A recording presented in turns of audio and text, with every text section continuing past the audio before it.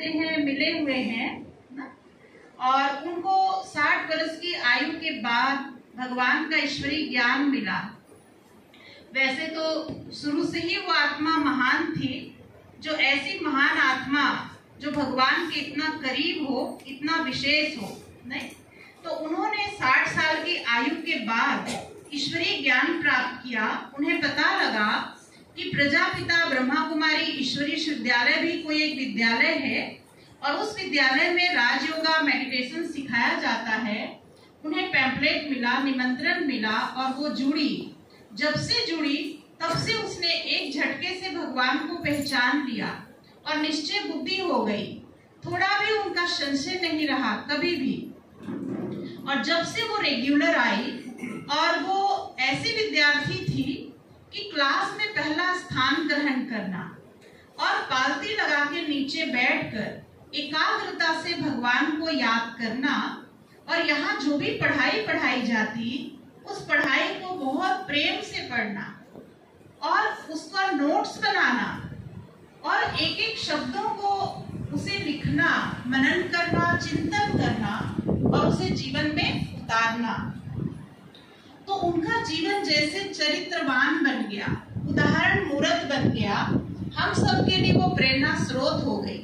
तो ऐसे हम सब की जो प्रेरणा स्रोत है, जो घर गृहस्थी में रहकर, परिवार के बीच रहकर कैसे अपने जीवन को श्रेष्ठ बनाया जाए और सबको संभालते हुए कैसे लाइफ में बैलेंस होना चाहिए, वो आर्ट ऑफ लिविंग उन्हें आता था और वो सबको सिखाती थी। जो भी उनके संबंध संपर्क में आए, कोशिश करती थी कि हर कोई ईश्वर के सानिध्य में आ जाए, हर कोई अपना जीवन श्रेष्ठ बना ले, हर कोई अपना भाग्य जगा ले। ऐसे उनके मन में शुभ इच्छा होती थी। माता जी ने जब ईश्वर को पहचाना तो ऐसा कभी नहीं हुआ कि वो हर साल मधुबन, जो संस्था का इंटरनेशनल हेडक्वार्टर है, जिसको हम प्यार से मधुबन माउंट आबू कहते हैं, ऐसा कोई साल नहीं हुआ जो वहां न गई हो। जब भी वहां जाती भगवान को भोग लगवाना, इस सेवा केंद्र में भी वो आती तो वो विद्यार्थी के तौर पे नहीं आती थी, वो इस परिवार के सदस्य थी। उसे जैसे परिवार में एक मुखिया होता है, उस मुखिया को परिवार की बहुत चिंता होती है, यहाँ क्या चीज की कमी ना हो जाए, कोई बात का कुछ ऊंचा नीचा ना हो जाए, तो वो हर बात का ध्यान रखती थी। अगर सेवा केंद्र में किसी चीज की हमें जरूरत पड़ रही है, कभी अनाउंसमेंट हुआ है कि बाबा की सेवा में हमें ये खरीदना है, बाबा की सेवा में ये कार्यक्रम चल रहा है, ऐसा आयोजन हो रहा है, तो सबसे पहला कंट्रीब्यूशन, पहला सहयोग, पहली शुभ भावना उसी का शुरुआत होता था।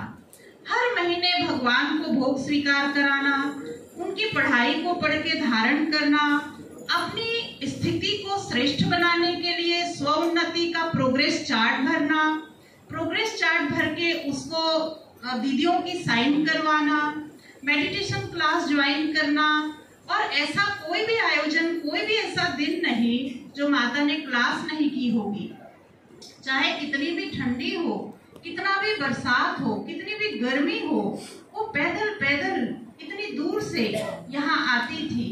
और कुछ सालों बाद उसने परिवार को इतना अच्छे से जोड़ लिया कि पूरा परिवार इस संस्था से जुड़ गया और उनके बेटे बहू भी रेगुलर इस क्लास में आने लगे। हमारे चेतन भाई भी बैठे हैं, बीच वाले बेटा है, और पंकज भाई छोटे वाले बेटे हैं, परिवार भी आया हुआ है। तो उन्होंने परिवार को इतने अच्छे से जोड़ लिया कि वो खुद तो तन मन धन से सहयोगी थी ही, पर बच्चों को इस कदर जोड़ा कि वो भी भगवान पर बलिहार हो गए। तो वो भगवान की सच्ची गोपिका, जो भगवान का दिल जीत ले, भगवान को प्यार की डोरी में बांध ले और पूरे परिवार को भी ईश्वरीय प्यार की डोरी में बांध कर उन्हें भी ईश्वरीय कार्य में लगवा लिया, उनका भी तन मन धन सफल करवाना और हर खुशखबरी, परिवार की हर दुख सुख में आके परिवार का हर घटना को सुनाना। दीदी आज घर में ऐसा हुआ, दीदी आज बच्ची ने पास हो गई, दीदी आज मेडिकल में उसका एडमिशन हो गया मेडिकल कॉलेज में, आज फलाना ये हो गया, आज फलानी बेटी पास हो गई, फलाना बेटा पास हो गया। और उनको मिलवाना, आशीर्वाद दिलवाना, इसको आशीर्वाद दो, हाँ इसका भोग लगवाओ, इसको फर्स्ट सैलरी आई है इसकी नौकरी की, इसकी सैलरी आई, इसका भोग लगवा दो, इसका ऐसा करो, इसका ये करो। अलग से आके मिलेगी, दीदी सेंटर में कोई चीज की जरूरत तो नहीं, कोई कमी तो नहीं, अकेले में बात करेगी, कहेगी कोई भी चीज हो ना मेरे को बताना, कोई भी बात हो ना आप मेरे को कह देना। तो एक परिवार की तरह, हाँ। और इस तरह उसका दिल इतना बड़ा था कि केवल ऐसा नहीं कि केवल दीदियों का ही दिल जीता, उसने ब्राह्मण परिवार का भी दिल जीता, उसने भगवान का भी दिल जीता। और वो तन मन धन से बलिहार तो गई, लेकिन परिवार को भी साथ लेके चली। तो ऐसी मीठी माँ, हाँ, जो सबकी मीठी माँ है, प्रेरणा स्रोत है, इसी मीठी माँ को हम सब मिलकर श्रद्धांजलि अर्पित करते हैं।